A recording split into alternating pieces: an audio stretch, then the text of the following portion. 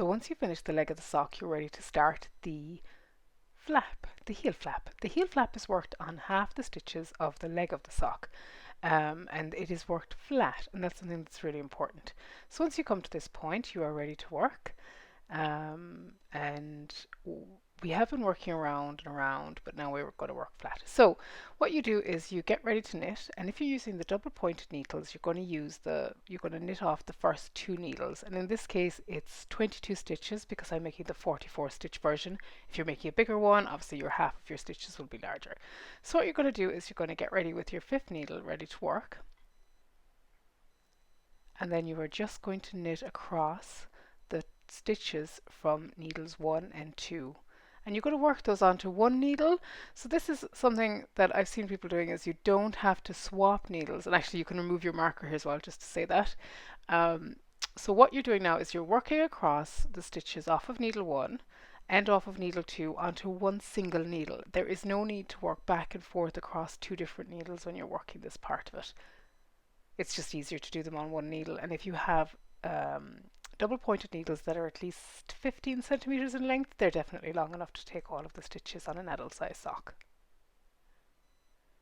So as you come to the end of the second needle, knitting it onto the one needle, you will turn your work because you're going to work flat from this point on. And at this point you have half of your stitches on this one needle, and then you have two more needles worth of stitches. They are your instep stitches, and they are not worked at all while you're working the heel flap. You essentially just leave them as they are and ignore them completely, and that's very important. So what we're going to do now is, because the heel flap is worked stocking stitch flat, you're going to purl back. However, just before you begin to do the next purl row, I have a suggestion that you place a marker after the first row of the flap that you have just worked, and it's an opening stitch marker, and the reason I do this is that it allows you to easily count the number of rows in the heel flap that you've worked. So I count mine on the bump side. Now some people count it on the other side using the V's, but I find it easier to tell where I've got my little ridges on the backs of my stitches. I find that easier to count. You can mark it on either side depending on which way you like to count your rows, but I find that this is just the most easy for me. So now I've placed it there, and that's it allows me then to count the rows in my flap, which I find is useful. So once you've done that, you are now ready to work. So you take your yarn, and the first stitch is slipped purlwise, so going into the stitch purlwise with the yarn in front because you are about to purl the next stitch.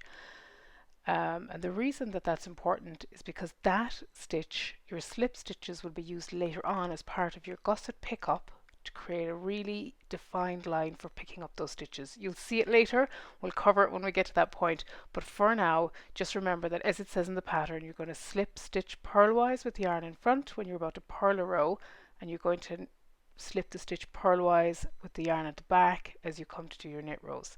Now as you'll see, I'm purling here. Again, that has to do with the stocking stitch being worked flat, so instead of working every round in the knit to get stocking stitch, you're going to be working a knit row and then a purl row to get the garter stitch effect when you're working that flat.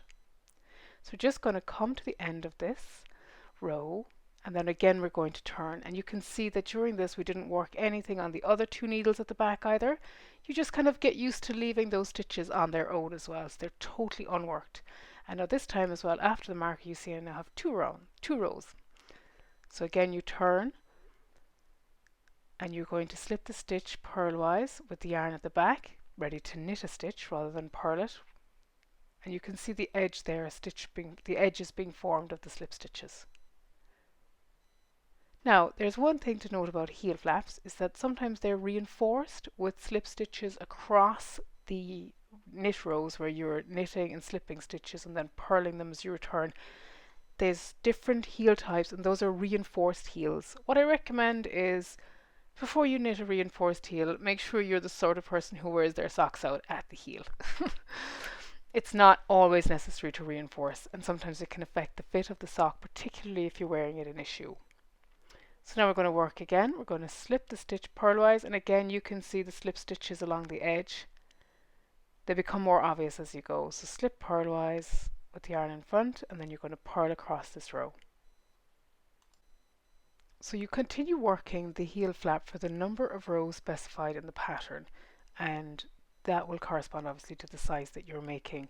It's a funny one with heel length is that there is a mathematical reason how it relates to the width of your foot, but you may find over time that you want to adjust the fit of your heels to make them shorter or longer depending on your own anatomy. But for now, follow the pattern. I'm going to be doing 18 rows in total because I'm following the first size, and then you can keep counting them, and you can see there how easy it is to count once you have your marker. And you can see that the heel flap is forming. That's why it's called a flap, because at the moment it's just flapping there on its own. So we'll just continue on now until I've knit the heel flap to the full size, and I'll show you the finished heel flap in a second. So we've come to the end and you have worked your heel flap. So the first thing I'm going to show you here is the slip stitches down both sides. You can see that they're quite obvious along the side. They would be less obvious if they were just ordinary stitches. We'll be using those a minute in the gusset pickup in day 4. So also here you can see I'm counting the rows as well, and I use the marker, so I have 18 rows, so 18 little bumpy ridges. And that's really useful, but it's also useful for another reason. Leave the marker in rather than taking it out, and you can tell how many stocking stitch rows you've done in your leg. And that's important because obviously socks come in pairs, and if you want them to match exactly, it's really useful to know how many rows you want to work in your leg.